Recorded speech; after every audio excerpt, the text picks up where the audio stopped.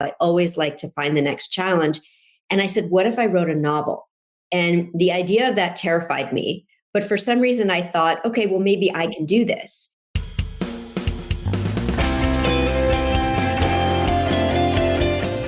Welcome to Everybody Pulls the Tarp, the go-to podcast for high performers.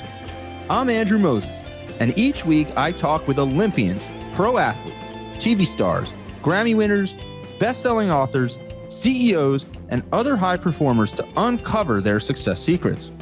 Every conversation is jam-packed with inspiration and actionable ideas we all can apply to our own lives, personally and professionally. Get ready for a behind-the-scenes look at the techniques, processes, and mindsets powering the world's most successful people. Let's go.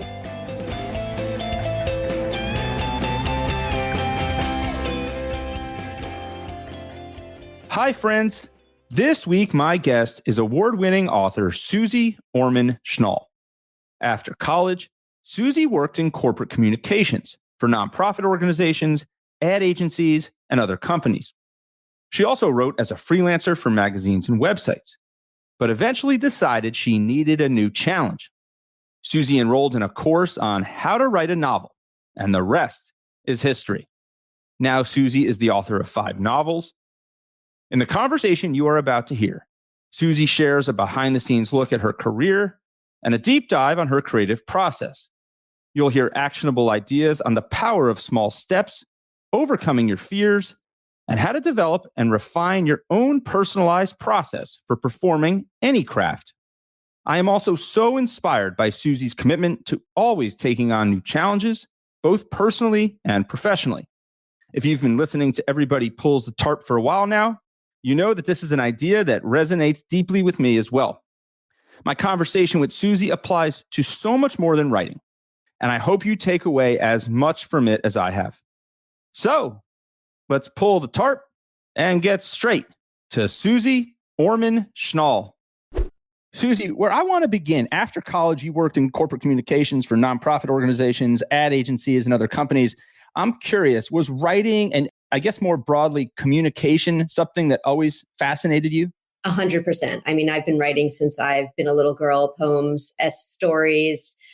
It was always a passion of mine. And when I graduated college, I actually thought that I wanted to go into magazine writing. And those were the jobs that I was targeting the most. But it just turned out that the first job I got was in marketing for an organization that created programs for Fortune 500 companies on college campuses. So for instance, Maxwell House or Rolling Stone magazine, and they would do these events on college campuses. And it just kind of kicked off my career in marketing, which led to those other jobs, as you mentioned, at advertising agencies and PR agencies and nonprofits and magazines. So I was always doing writing, but it was just more on the corporate side. But it was the creative aspect of the marketing and the promotions and the event planning that also really lit me up that I got to do. And it's interesting to think, and as we'll get to your career as a writer, a lot of it kind of merges when you're an author. Half of the work is writing and half of it is launch and events and creating energy around the work that you create.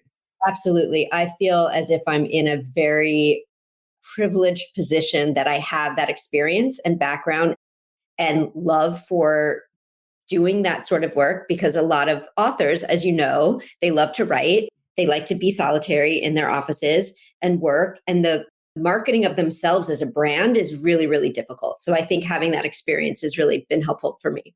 That is very fascinating. And I do know a lot of authors who like the aspect of sitting in solitude and doing that work, and then are almost petrified of the idea of a launch and self-promotion and going out on book tours and things of that nature. So we'll dig into that.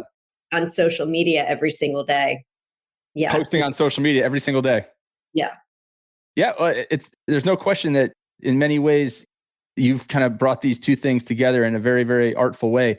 So I'm curious if we kind of stick with your childhood a bit. I mean, is there a time that you remember in particular being struck by how powerful communication would be? Like, were there people in your life that would tell stories, or was there a particular author or book that really compelled you to say, this is really interesting to me?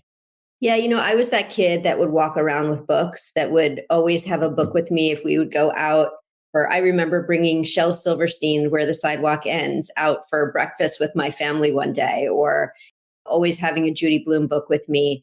It was just something, stories were something that captivated me, that entertained me. I think that settled me and made me feel safe because there was always a world that I could escape into. And my father is a writer, and I think that it just was a natural place for me. And I got great praise for it. You know what I mean? It was something that, it wasn't that it came easy to me, but it was something that I enjoyed doing. And I was recognized for it from a very early age, which just leads you into continuing to do that. And then I think that I became a public speaker early on in high school. I was an advocate against drunk driving for some personal reasons that happened to me when I was a child. And I think knowing that I could stand on a stage and tell a story and engage my peers was something that stuck with me. Take me back to those stories and poems that you used to write as a kid. And what did you find most entertaining? What did you find most challenging? And have any of those seen the light of day? So it's funny because no, they're all sitting in my closet here in my house. And in addition to those poems and stories are a lot of love letters to boys that never got sent. And they're long and they're quite flowery. So no, the poems, maybe there were one or two that I entered into a contest. I remember entering a story that I wrote to 17 magazine and getting a response for them that they rejected it, but it was my first time that I ever tried to do that, which was somewhat gratifying. So no, most of them have not seen the light of day, and that's okay. But yeah, they're fun to look back on, right? And the themes were everything that a teenage girl in the 1980s was thinking about. When was the first point that you thought that, I could not write just marketing copy or communications briefs for a living, but I could become a novelist? When was that? Was that something that you thought about early on? Was that something that didn't really arise until later? Because you didn't write your first novel ultimately until, I guess, after your first or second child was born, if I'm not mistaken. So no, I mean, I had always kind of said in the back of my mind, oh, someday I'll write a book. But when I thought about it, it was more of a nonfiction book or something. And I remember the day, so I can tell you the story. So after I had my first child, I stopped working full time for the internet company that I was working for. And I started writing. I wanted to keep working, but I wanted to work from home. So I started writing freelance for magazines and websites about health and wellness and parenting. And I realized very quickly I did not like journalism. I don't like interviewing people. I don't like having to stick to the facts. So I remember going out for dinner with two girlfriends. This was when I was just about to turn 40. And I was thinking, what could be the next challenge for me? Because I've always, and this is in my personal life as well, I always like to find the next challenge. And I said, what if I wrote a novel? And the idea of that terrified me. But for some reason, I thought, okay, well, maybe I can do this. And the two friends who I'm still friends with to this day, they pretty much lit a fire under me. And they said, you have to do this. You have to try this next thing. And that's the day that I decided to become a novelist. So let's dig into this idea of always having a next challenge. That resonates deeply with me. And I know so many people listening. Where does that come from? Where do you think? No idea. I grew up in a house where my mom was afraid of everything and we did nothing. I was never in the outdoors. I never was taught or encouraged to break rules or break trail or anything like that. Nothing. So I was afraid. And in my 20s, I met my husband very young. I was 19 years old. We married when I was 25. But in my 20s, I kind of set out to do things that scared me because I no longer wanted to be a person who was afraid of everything. So we went on bike trips because I'd never learned how to ride a bike. We went on rafting trips. We did all these things so that I could build this sort of resume. My friend Jesse Itzler, I don't know if you know Jesse, but he talks about a life resume. And that's, building this background of things that I had done so that I know that if I'm faced with something in the future, I have this well to reflect upon and know that I can do hard things. That's so powerful. And Susie, that's a big theme through what's now nearly 200 conversations that I've had with Olympic athletes, professional athletes, TV stars, Grammy winners, entrepreneurs, best-selling authors, and so many other successful people from all walks of life, is this idea of always having a growth mindset. Yes. Not necessarily seeing failure as failure, but seeing it as an opportunity to learn or build credibility that you can tap into for the future. And one of the popular topics that has been coming up lately in particular is this idea of finding that perfect balance between being challenging enough, but not too challenging enough that you can grow, but not too challenging that you're not overwhelmed. And I'm curious, like, do you have a self barometer to kind of figure out, is a challenge too big for me? Is this the right challenge? Like, how do you go about figuring out what challenges you are going to take on next? That's such an interesting question. And I don't know if I can articulate that. I think it's just a feel. I tend to have a physical or athletic challenge that I'm approaching, as well as a professional challenge that I'm approaching. And right now I have the personal challenge, which is that I'm recently an empty nester and I'm kind of embarking on this next phase of my life. And what does that look like? So I'm always kind of putting one thing in each of those buckets to make sure that, as you said, I constantly have this growth mindset and this learning mindset. It's interesting. I believe it was James Altucher who talks about this idea, the author and media personality, who talks about this idea of always having quests. He calls them quests. And he has this very, very good definition of a quest. But like, a quest is over a defined period of time doing something uniquely different, something that you can really set a goal and tangibly achieve. And that really motivates him. So in many ways, it seems like in these different dimensions of your life, you're establishing these quests at different times as well. 100%. Always. So I'm curious, your friends kind of light this fire under you. You take on this challenge at the time, your next challenge at that point of writing a novel.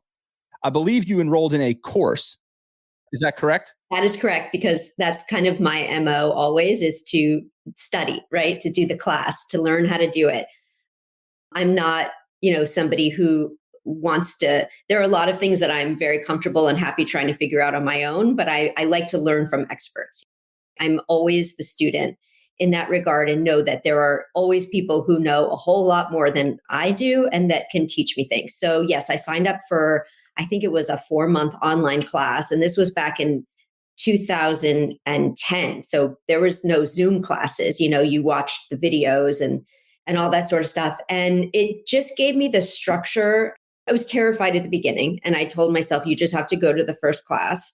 And after the first class, I said, okay, just do the first homework. And if you don't like it, you can, which is terrible, that I gave myself that off ramp.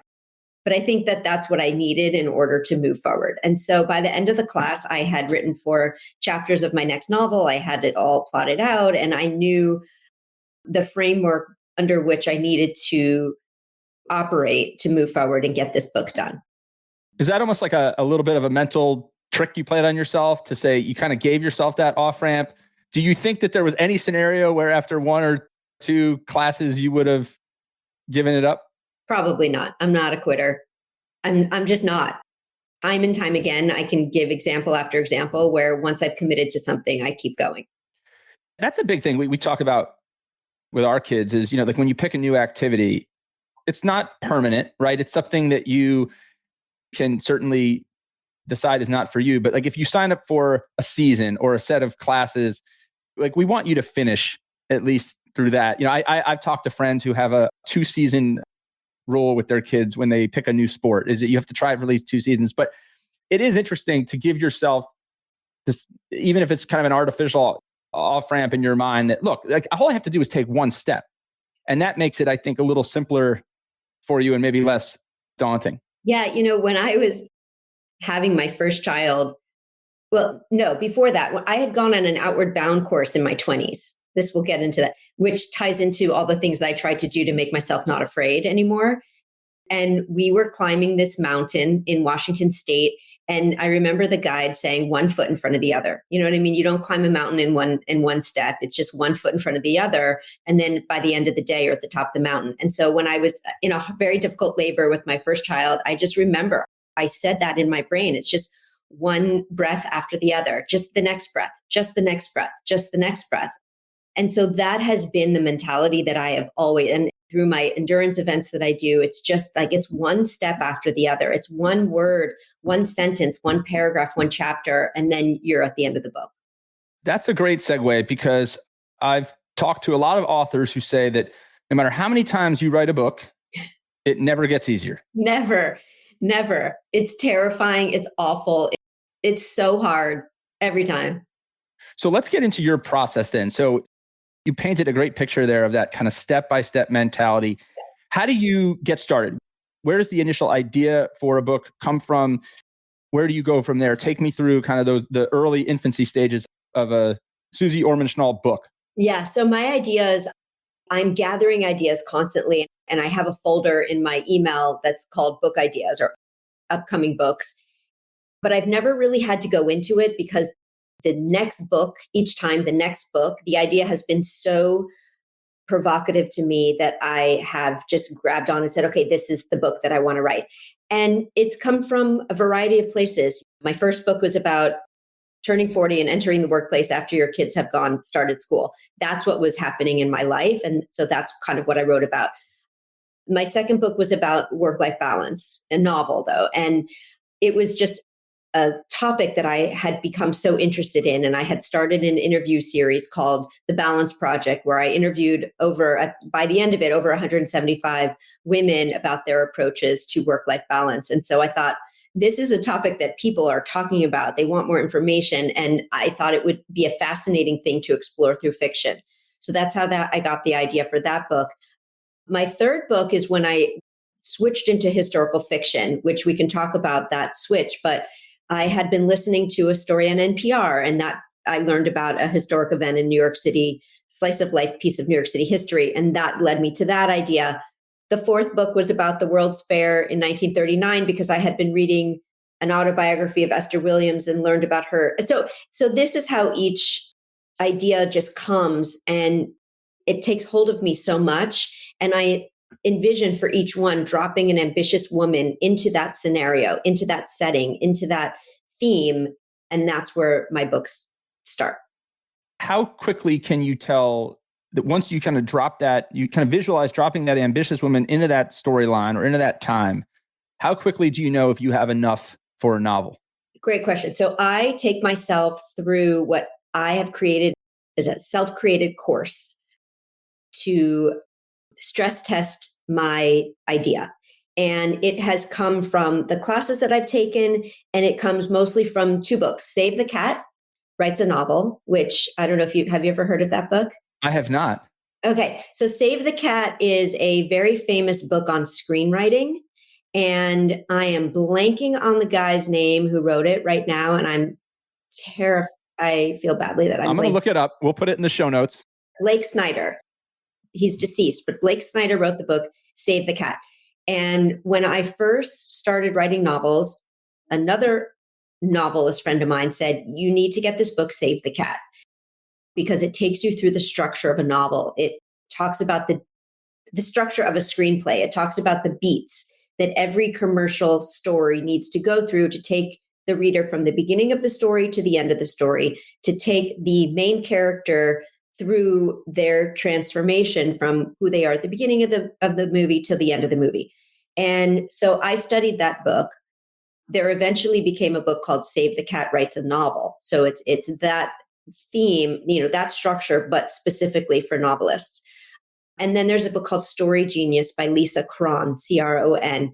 And I love that book as well. So I've taken those two books, distilled them down into a checklist in a way, along with a ton. I mean, you can see that stack right there are all my craft books. And so I've read them all and I've highlighted them all. I've taken notes and I'm like, okay, character development. Here are the 20 things I need to think about for my character. And then I have an interview sheet, interview my character to find out everything about them. And so I have this idea, okay, two women at the World's Fair in 1939. One's a swimmer, one's a journalist.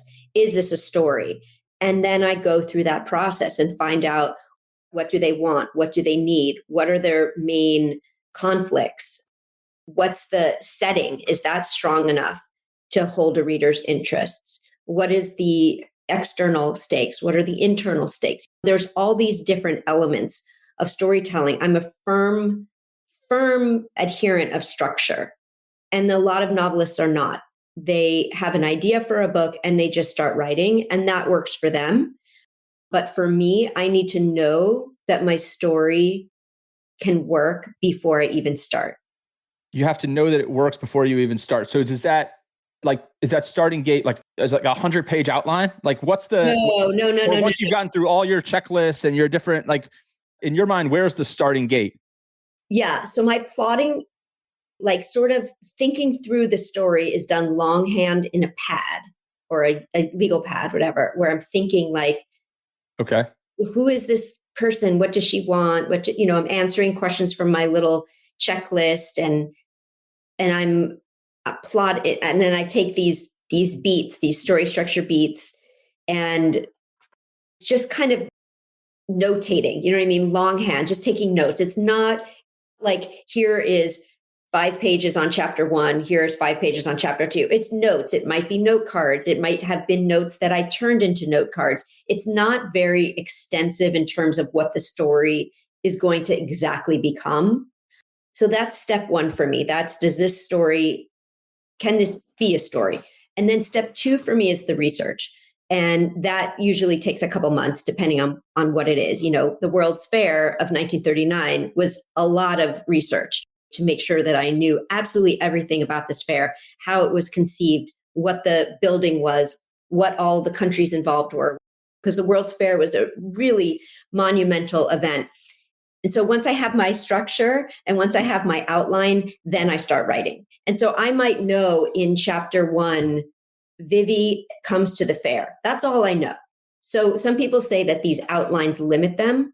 I don't think so. The outline just allows me to know what chapter 1 is going to be about. Once I start writing, though, and that I do on my computer in Scrivener, like anything can happen, which is why I may have an outline when I start writing my novel, but a third of the way through, halfway through, 3/4 of the way through, I throw it out and I have to start again because the story has developed as I've been writing it. Susie, this is so cool. I love this. I always love the behind the scenes, and you're painting such a beautiful picture of how components of this process play out. I want to go back a few minutes ago to, you kind of shifted the camera. You showed me kind of your craft books, and on that, because I think this is something that I want to put a pin in. I know for myself, and I'm sure a lot of the folks listening as well, this idea of taking a lot of ideas from different people and different sources and then creating your own custom methodology and then kind of tweaking and evolving it over time. It sounds to me like that's what you've done. Yes. And I should say there's the craft books, but then there's the podcasts and there's the seminars and the webinars. And yes, correct. How often do you tweak like you described it as like a self-created course that you then take yourself through. How often do you tweak your own process, your own course? Each time I start a book. So that has been now 6. I have 5 published books. I've written 6 full books and 2 half books. Okay. And each time you essentially, before you begin the next book, you kind of reflect what went well, what didn't, what can I dial up, dial down. Yeah. So this process, this self-created course, because I keep coming back to this because I feel like everybody could have like their own, I almost think of it as like your boot up plan. Like you boot up your computer, like it goes through a process and it gets you to like the starting point. Like no matter what anybody is doing, everybody can have like their own kind of startup or their own boot up, you know, how you boot your day up, right? Or how you boot up to start your work, right? Like it's custom, it's tailored. And what you're doing is kind of drawing upon different sources and what's worked for you in the past, what hasn't, to kind of adapt it for yourself. Yeah, 100%. And I think it could relate to an entrepreneur who wants to create a brand extension for their product, right? Like, well, every time I have an idea, it has to go through this stress test. It has to go through my system, and my process to test it out in my brain has to check all these boxes before I then start bringing it to R&D and eventually to market. So yeah, I think it could relate. So then once you're in the throes of writing, like paint the scene for me. Are you in the office that I'm looking at right now? Do you bounce around to different locations? So I And right now I'm on my laptop, but I generally have a big desktop. I need a desktop computer with a keyboard and a mouse. I cannot write on a laptop with a trackpad and all that, because I tend to have my whole desk covered in research books and notes and index cards and stuff. And then I have several screens open on my computer. I'll have my Scrivener where I actually, have you heard of Scrivener? Yes. Okay, Yes. so that's what I write on. And then I'll have a browser open where I'm doing research, and I'll have pictures pinned up on my desktop that are of inspirations for the characters. And I need to see all that while I'm writing. And so once I've done my research and once I've done my plotting, then that's, to me, it becomes, the writing is the hardest part for me. It feels like every morning I am walking down a very long diving board that's terrifying, but I have to get to the end and then I have to jump. And I know that I'm going to be in this swirl for the next 8 hours or whatever. I'm a very fast, a lot of my author friends have writing goals for the day, 1,000 words a day, 2,500 words a day. I like to get my first draft done as quickly as possible, because for me, that's the hardest part. And so that for me takes the shortest amount of time. And I can bang out a first draft in like 2.5 or 3 weeks, but by literally working from 8 a.m. to 5 p.m. every single day and not exercising and not eating well and getting carpools for my kids when my kids used to live in my house. So that's pretty much my structure. And then the editing, once you have something to work with, you move things around and you edit it. And that to me feels a little safer. So, Susie, I want to get to your latest work. Anna Bright is Hiding Something, released in 2023. This, like all of your work, has, there it is. That's a beautiful cover. Thank you. Like all of your work, this story features incredibly ambitious women. One that's committing fraud and one that's trying to topple the one that's committing fraud. I'm curious, I know a piece of this is kind of a little bit of a hybrid between the, Inventing Anna and the Elizabeth Holmes Theranos story. Like, where did this one come from? Because this is present day, as opposed, it's very recently historical, No, it's today. It's not historical fiction. So my first two books were contemporary fiction. Then The Subway Girls and We Came Here to Shine were historical. And then for this one, I really wanted to write about female founders. And so I decided, okay, I'm going to stop. I'm going to come out of my lane of historical fiction and go into this world of female founders set in the modern day. And people ask me all the time, well, why did you switch genres? And I like to say that I never really wrote in a genre. My genre was writing about ambitious women. And sometimes they live in the past and sometimes they live in the modern day.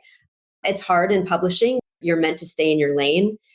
It hasn't entirely been easy, but I'm more committed to the story than I am to, well, it's complicated. But anyway, so the way that this story came about is that I've always been fascinated by female founders.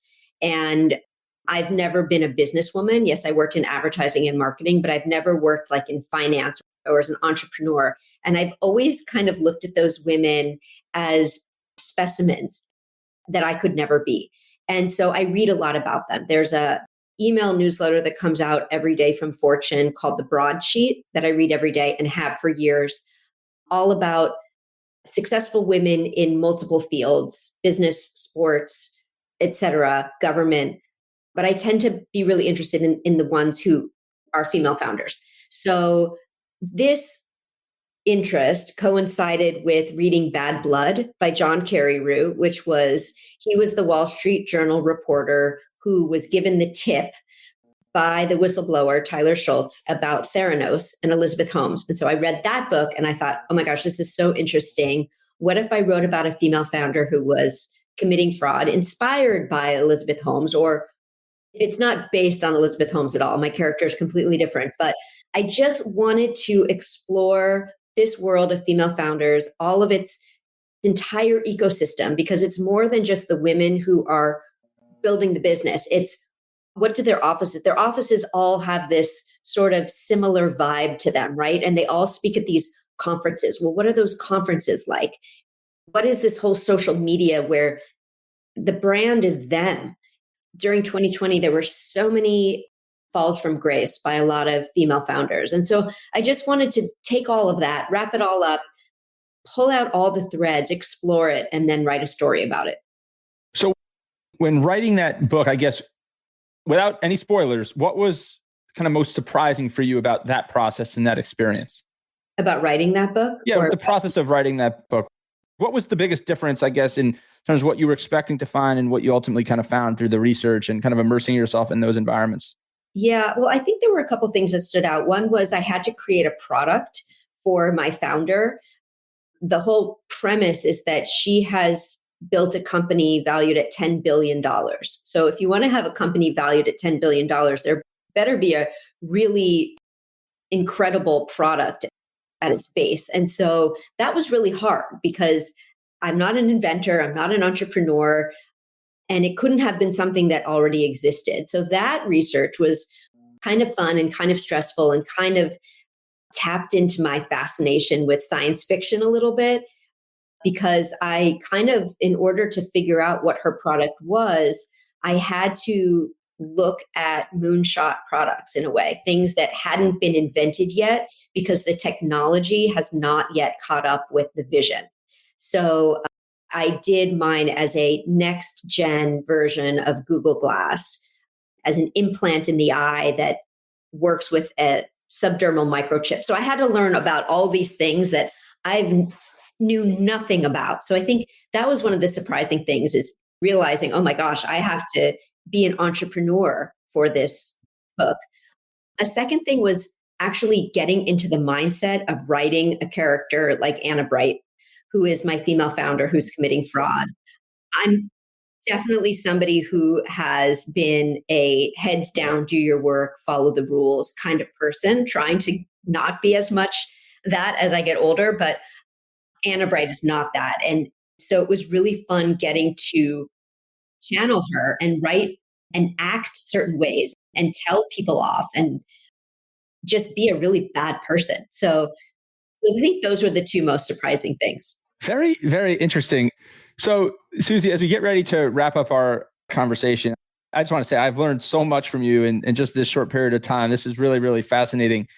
I'm curious, like, what would you say is like the biggest area that let's just use the word improved on as a writer from book 1 to book 5? Definitely adding stakes, making the story more. So the characters have to have stakes. There has to be something that they want, that they'll do anything for, that they could be in danger of losing. And that's what keeps a reader turning the pages. What's going to happen? I watched this TED Talk by the guy who wrote Toy Story, and I'm blanking on his name, Andy something. And he said, the best stories are the ones that you have absolutely no idea what's going to happen, and you cannot wait to find out. And so by raising the stakes for your characters, that allows for that magic to happen. And so I think that I have learned through my storytelling to have really salient stakes, both external and internal, for my characters. What would you say, kind of looking forward now, is the biggest area for growth as a writer? I think that, well, I've written a pilot for a television show and have gotten great response to that. And it's with a production company right now. So I think the next step for me would be able to explore the next steps for that and hope that it gets picked up. Maybe have the opportunity to work in a writer's room one day.